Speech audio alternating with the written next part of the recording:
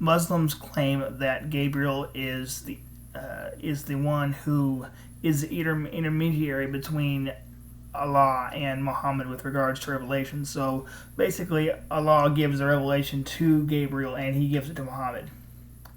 But I want to actually discuss the identity of who or what Gabriel is. Now, there's three possibilities for what Gabriel is. Of course, the Muslims will say that he is an angel. And they get this, of course, from, let's just look for an example in Sahih Bukhari. This is the cave experience with the angel Gabriel according to the Muslim sources. In Sahih Bukhari, number 3, it says, Khadijah took him some food, otherwise, again, till suddenly the truth descended upon him while he was in the cave at Hira. The angel came to him and asked him to read. The prophet replied, I do not know how to read. The prophet added, the angel caught me forcefully and pressed me so hard that I could not bear it. He then released me and again asked me to read, and I replied, I do not know how to read.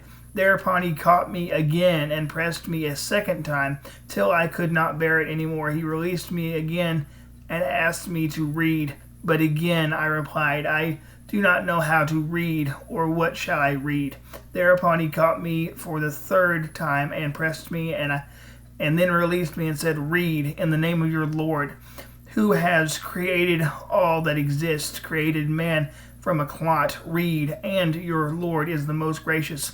And this is the opening verses of chapter 96. And I will continue with the rest of the hadith with regards to what we're looking at specifically. But did you notice what happens? This being, Muhammad meets him in a cave, and he tells Muhammad to read what would become the Quran. And Muhammad says, I cannot read. And then according to the Sahih Bukhari, the angel grabs him and forcefully tells him to read, and he does it 3 times. And each time he squeezes him, and it gets harder and harder, and then he releases him, and then he of course says read again. But did you see the level of violence with regards to this interaction between Muhammad and this supposed angel Gabriel? But I want to continue on with regard to how Muhammad felt after the exchange. It said, then Allah's messenger returned with the inspiration and with his heart beating severely. Then he went to Khadijah bin Khalid and said, cover me, cover me. They covered him till his fear was over. And after that, he told her everything and that had happened and said, I fear that something may have happened to me. Khadijah replied, never. So here, of course, Muhammad is scared to death of the experience. He tells his wife to cover him, and it says that they covered him until the fear passes. And then Muhammad says, I fear something's happened to me. So Muhammad thinks that he's been possessed by a demonic spirit, and his wife, of course, comes in and says, no, Muhammad, that can't happen to you. And if you continue to read the hadith, he is convinced, unfortunately, of his prophethood. But so the Muslim understanding is that he was Gabriel is an angel.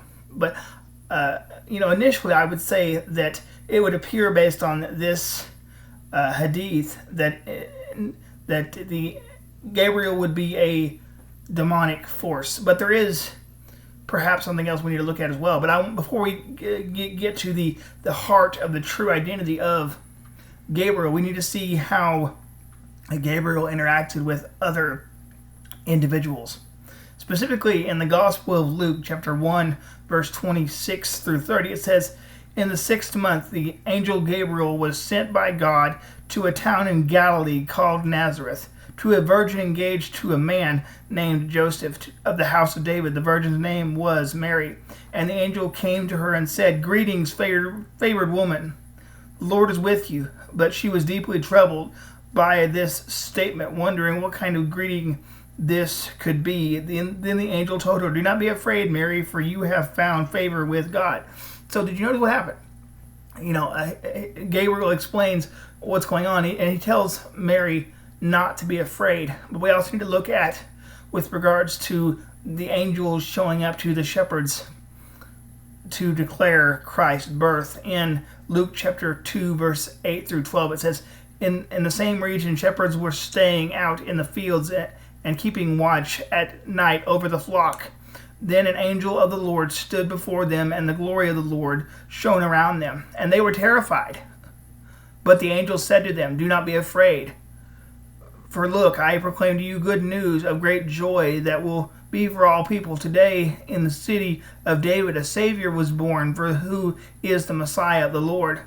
This will be the sign for you. You will find a baby wrapped tightly in clothing and lying in a manger." So do you see what happens? The angel appeared and the men are terrified, and then the angel tells the individuals, don't be afraid. Contrast that with Muhammad's encounter with the angel in the cave. According to the Islamic sources, he's terrified because, like I said, the angel squeezes him, and then he runs back to his wife, and he's scared to death, and he's convinced ultimately that he is possessed. And of course, his wife has to tell him that he's not possessed, and he's ultimately, like I said, convinced of his prophethood based on what his family members tell him.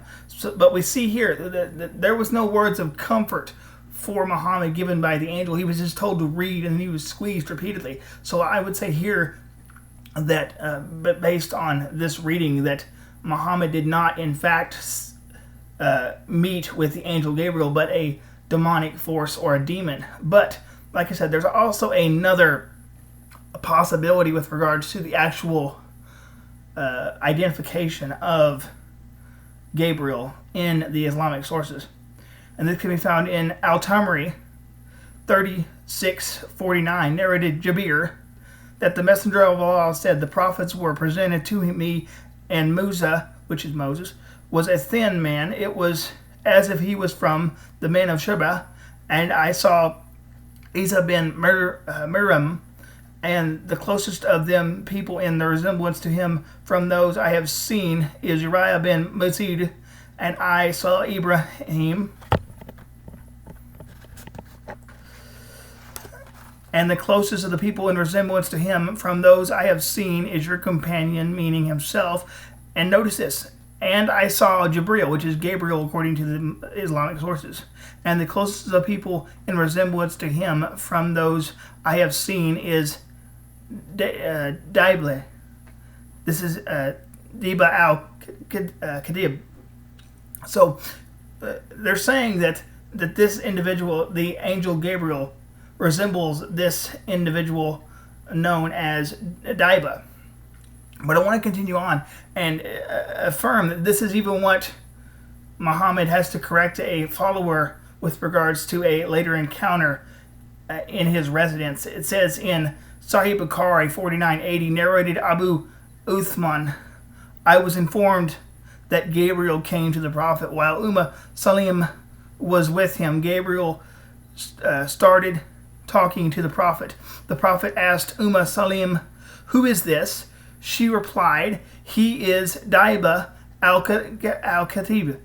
When Gabriel had left, said, 'By Allah, I did not take him for anybody other than him, Diba, till I heard the sermon of the Prophet wherein he informed about the news of Gabriel.'"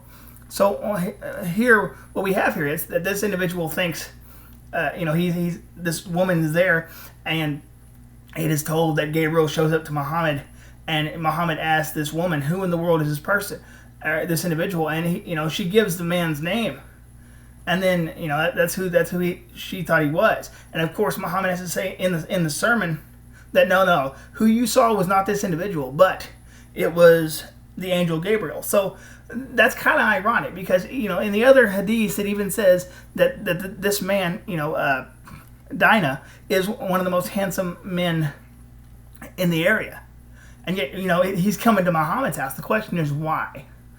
But so basically what I'm trying to say is that the identity of Gabriel would either have to be an angel, which is the Islamic understanding, or a demon, which is a good contender, or even this man whom this woman thought was like I said, the individual whom was at Muhammad's house, and then Muhammad has to make a cover story and say, the person you saw was not who you thought it was. In fact, that was Gabriel. So the question is, why in the world would this man come to Muhammad's house, and then Muhammad has to make up a story during the sermon and say, it's not this individual, but no, that was Gabriel.